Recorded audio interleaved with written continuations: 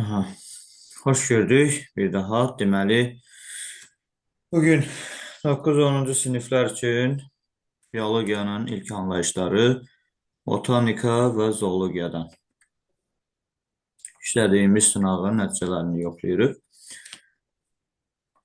və sualları bir-bir izah edəcəm. Birinci sualımız canlı orqanizmlərin quruluş səviyyələrini böyükdən kiçiyə doğru ardıcıl düzün. Yəni birinci ən böyüyü olmalıdır, axırda isə ən kiçiyi olmalıdır. Bilirik ən böyüyü biosferdir, ən kiçiyi isə burada verilənlər içərisindən molekulyar səviyyədir. Yəni bu 4 ilə başlayıb 5 ilə qurtarmalıdır. Bu iki variant da var. Deməli C variantı və Y variantlarını müqayisə edəcəyik. Deməli 4, 3, 6 yoxsa 4, 3, 2. Deməli biosfer, biogeosenoz, ondan sonra populyasiya növ gəlməlidir. Daha sonra orqanizm gəlməlidir. Ona görə 4, 3, 6 C variantı olacaq doğru cavabımız. İkinci sualımız Euler-Venn diaqramına əsasən uyğunsuzluğu müəyyən edin. Uyğunsuzluq, yəni səhv olanı bizə soruşur. Lupa və mikroskop vermişdir. Deyir ki, bir əşyanı 2,25 dəfə böyüdür. Yəni, bu yalnız lupaya aid olan bir xüsusiyyət olmalıdır. Bu doğrudur. İkincidə deyir, iki tərəfi qabarıq tək böyüdücü şişəyə malikdir. Bu lupaya aid olmalıdır. Amma bunu ortaya verib, deməli 2 yanlışdır. Üçüncüyə böyüdücü şişələri olan okulyar və obyektivə malikdir. Bu doğrudur. Yalnız mikroskopa aiddir. Sonra deyir 3 əşyanı 3600 dəfəyə qədər böyüdür. Bu da doğrudur. Sonra deyir 1 böyüdücü cihazdır. Bu ortaya olmalıdır. Yəni 2-yə aid olmalıdır böyüdücü cihazdır fikri 1-ə verilib. O cəhətdən deməli biri 5-ci səhvdir. Biri də 2-ci səhvdir. 2-5-B variantı olacaq sualımızın doğru cavabı. Üçüncü sual. Yosunlar üçün səciyyəvi olan hansı xüsusiyyət digər bitki şöbələri üçün də ümumidir? Toxumu və orqanları yoxdur. Bu digər bitki şöbələrinin üçün aid deyil. Yəni onlarda toxumu və orqan var. Əsasən avtotrof yolla qidalanırlar. Bu, bəli, digər bitki şöbələrində də var. Yəni B variantı olacaq. Doğru cavab. Dördüncü sualımız. X-i müəyyən edin, yəni hansı toxuma qrupunun xüsusiyyətləri verilib. Bitkinin müxtəlif orqanları arasında əlaqə yaradır. Canlı və ölü hüceyrələrdən ibarət olan növləri var. Bu, ötürücü toxuma olacaq, yəni maddələri ötürərək orqanlar arasında əlaqə yarada bilir. O cəhətdən B variantı sualımızın doğru cavabıdır. Beşinci sual. Yaşıl quş mamırının şəkildə göstərilən hansı hissələri haploiddir? Yəni N xromosom dəstinə malikdir. Şəkildə gördüyümüz 1 gövdəni, 2 yarpağı, 3 ayaqcığı, 4 isə qutucuğu bildirir. Burada gövdə və yarpaq haploid, ayaqcıq və qutucuq isə diploiddir. Yəni doğru cavab 3-4 A variantı olacaq. 5-ci sual 5-i dedik. 6-cı sualımız erkək qıcının yerüstü orqanları nələrdir? Erkək qıcının yerüstü orqanı yalnız gövdədir. Yalnız yarpaqdır. Yeraltı orqanı isə həm gövdə, həm də kökdür. Ona görə D variantı olacaq doğru cavabımız. 7-ci sual qarğıdalının qıçat çiçək qrupundakı çiçəklərin hər birində nə olsaydı, onun çiçəkləri vələmirdəki kimi olardı. Əvvəlcə biz gərək qarğıdalını və vələmiri müqayisə edə bilək. Hər ikisi taxıllar fəsiləsinə aiddir. Bildiyimiz kimi qarğıdalı birevli, amma bircinsli çiçəkləri olan bitkidir. Yəni erkək çiçəkləri süpürgə çiçək qrupunda, dişi çiçəkləri qıçat çiçək qrupunda yerləşir. Taxıllar fəsiləsini keçəndə bunların çiçək düsturunda keçmişik. Qıçaq üçün çiçək düsturu C2 plus 2, Y0, D1'dir. Vələmirdə isə C2 plus 2, Y3 D1'dir. Deməli, burada fərq 3 dənə erkəkciyin olmasıdır. Ona görə də doğru cavab D variantı olacaq. Benim 5. sualda haploid istəyirdi şərtdə bizə. Mən nə dedim? Bəli, müəllim, ona bir dəfə də baxarıydı. Siz diploidi dediniz orada A variantı. Hə, haploidlər 1 ilə 2 olacaq. Bəli, üzrlü sayın. Yəqin orada 6 sual neydi benim? 6-cı sualda yalnız yarpaq. Yəni 5-ci sualda 1-2 olacaq. Bəli, B variantı. 6-cı sualda isə yalnız yarpaq, yəni D variantı. Sonra 7-ci sualda D variantı 3 erkəkcik. 8-ci sual. Örtülü toxumlu bitki vegetativ yolla çoxaldılarsa nə baş verir? Yəni, bitki məhv olar, xeyr. Kök əmələ gətirməz, xeyr, əmələ gətirir. Kök sistemi saçaqlı olar, bəli. Əgər toxumla çoxaldılmırsa, bitkinin kök sistemi saçaqlı olur. Ona görə C variantı olacaq doğru cavab. 9-cu sual. Məntiqi əlaqəyə əsasən sual işarəsinin yerinə yazıla bilər. Yəni, çayır gövdə, yəni bu nə deməkdir? Şəkil dəyişmədən söhbət gedir. Çayır gövdənin şəkil dəyişməsini əmələ gətirir, yəni kökümsol. Georgin kök yumrusudur. Kök yumrusu isə yalnız kökün şəkil dəyişməsidir. Ona görə A variantı olacaq. 9-cu sualımızın doğru cavabı. 10-cu sual. Sxemi tamamlamaq üçün lazım olan ifadələrin ardıcıllığını müəyyən edin. Deməli, aya nə gedəcək? Yəni, yarpağın növləri. Sadə yarpaq, mürəkkəb yarpaq. Deməli, A. Sadə yarpaq olacaq kökə. Yəni, aya 5 gedir. 5 ilə başlayan 2 variant var. Sonra B. Mürəkkəb yarpağın, yəni lobyanın, belə deyək, nümunəsi olduğu, aid olduğu yarpaq növünü tapacaq. Üçər mürəkkəb yarpaqdır bu. Yəni, 3 gedəcək. 5-dən sonra 3 olan yalnız B variantıdır. Sonra 2, yəni C2 barmaq varı, bəli, yəni 3-ər, sonra barmaq varı.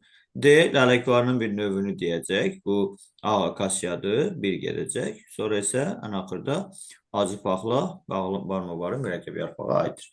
B variantı 10-cu sualın doğru cavabı. 11. Toxumun hissələrini müəyyən edin. Qabıq, rişeym və endosperm olacaq. Ona görə 1, 2, 4 A variantı sualımızın doğru cavabı. 12-ci sual. Lobyanın meyvəsindəki hansı xüsusiyyət dəyişsə, onun meyvəsi turpdakı kimi olardı? Tacıqların arasında ara kəsmə olsaydı, deməli, lobya paxla meyvə əmələ gətirir. Lobya paxla meyvə əmələ gətirir.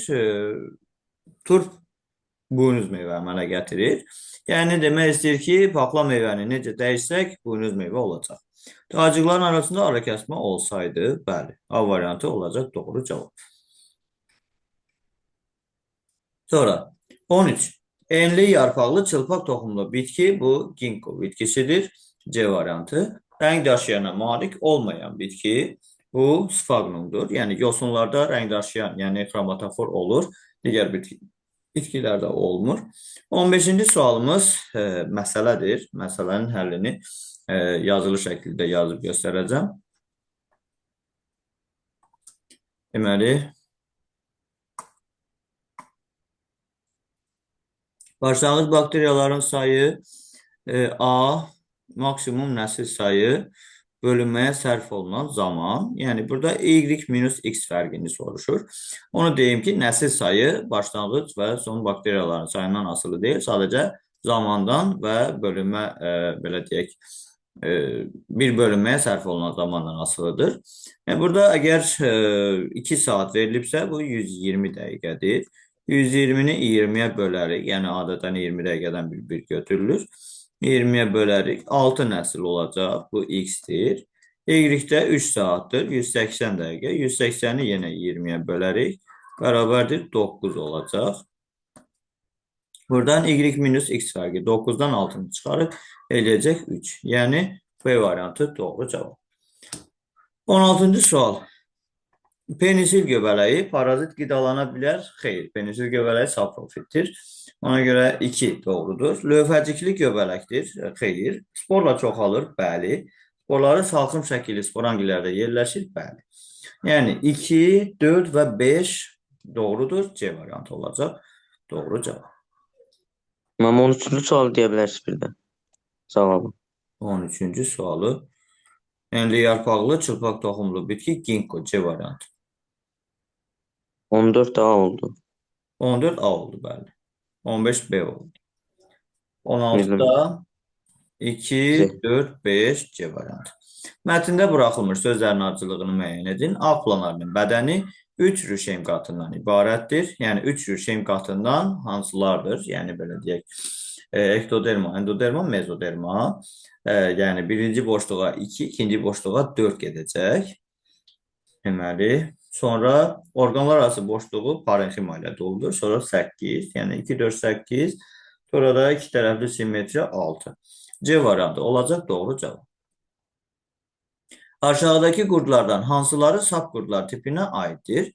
Uşaq biz quyruğu, bəli, sap qurdlara aiddir. Exinokok yastı qurdlaradır. Nereid hərqəvi qurdlaradır. Yalnız bir A variantı olacaq doğru cavab. Qarşıda örümçəkdə qaz mübadiləsini həyata keçirən. Qarşıda örümçəkdə qaz mübadiləsi üçün həm ağciyərlər var, həm də traxeyalar var. Yəni A variantı olacaq doğru cavab. 20-ci sualımız. Xanı balığında qəlsəmə qapaqlarının sayı x, yəni 2 qəlsəmə qapağı var, x bərabərdir 2.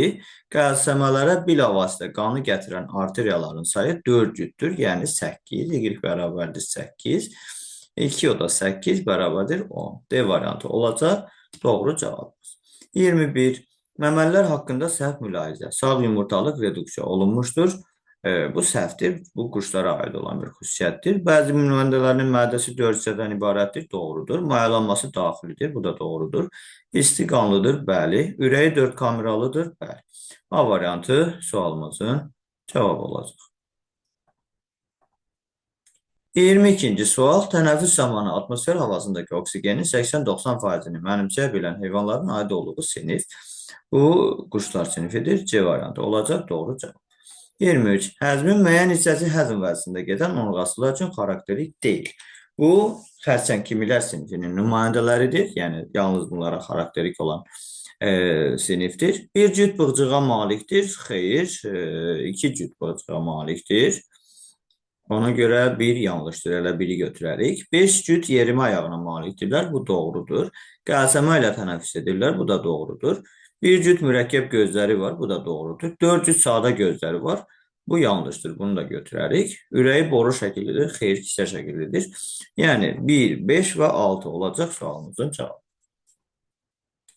Əksər nümayəndələri heterotrof qidalanan canlı aləminə aid deyil. Əksər nümayəndələri dediyinə görə bu heyvanlar aləmidir. Bütün nümayəndələri desək göbələklər aləmi götürərdik. Heyvanlar aləminə aid deyil. Sporlarla çoxalırlar. Elə biri budur. Hiss orqanlarına malikdirlər, bu aiddir. Aktiv hərəkət edirlər, aiddir. 2 milyona yaxın növü var, bu aiddir. Klorofilə malikdirlər, bu aid deyil. Deməli, yəni burada 5 dənə bənd idi, 1 və 5 onlara aid deyil. Hərqəvi qurdlar tipinə aid deyil.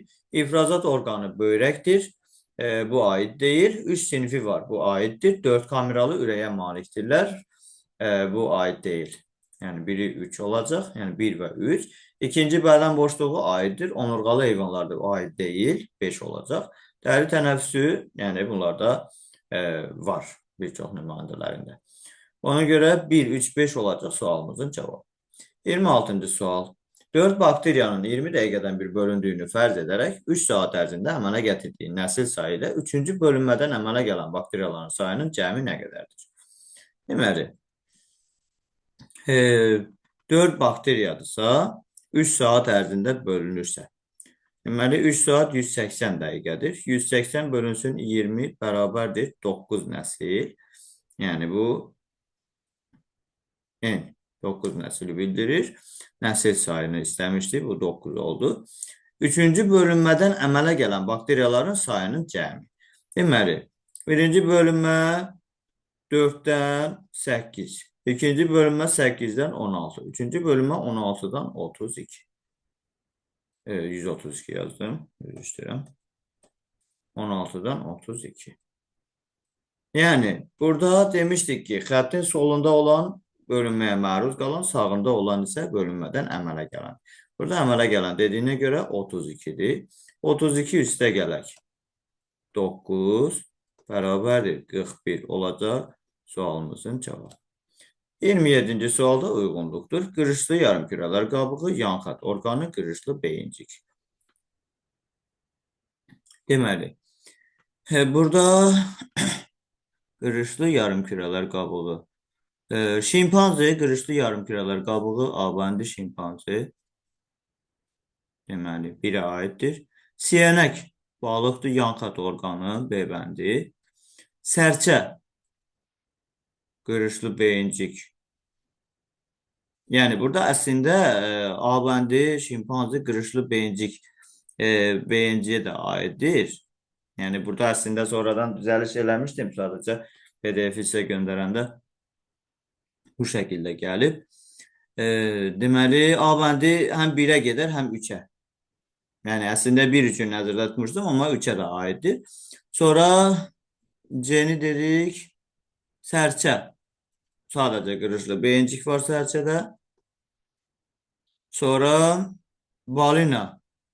Sadəcə qırışlı yarımkürələr qabıq, həm də qırışlı beyincik. Deməli, D bəndi hər ikisinə aiddir. Sonra çömçəquyruq sadəcə yanxat orqanı. Siyana kimlərdə yan xətt orqanı nəzərə çarpmırdı? Hə, Yəni nəzərə yazır. çarpmır, amma yoxdur deyə bilmərik ki. Var, amma nəzərə çarpmır. Ona görə götürərik. Yəni belə deyim də, əslində mənim nəzərdə tutduğum AD 1-ə, BY 2-ə, C isə 3-ə aiddir. Yəni bu şəkildə nəzərdə tutub sualı hazırlamışdım. Amma sadəcə orada qırışlı beyincik həm məməlilərdə də olduğuna görə, yəni siz onu məməliləri həm qırışlı yarımkürələr qabığına, həm də qırışlı beyinciyə götürə bilərsiniz.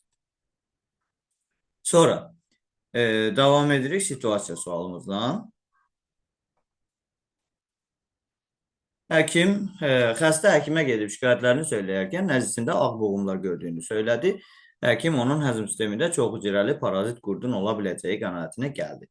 Bu parazit qurd hansı tipin hansı sinfinə aiddir? Yəni tam olaraq doğru götürülməsi üçün yastı qurdlar tipi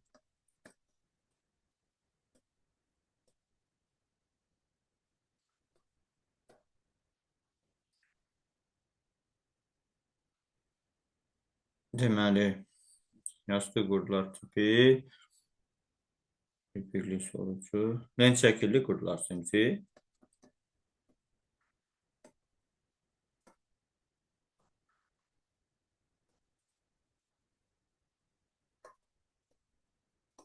29-cu sualda bu parazitin əsas və aralıq sahibinin bədənində hansı xəstəlikləri törətdiyini qeyd edin. Əsas sahibin bədənində, yəni insanın bədənində teniarinfoz,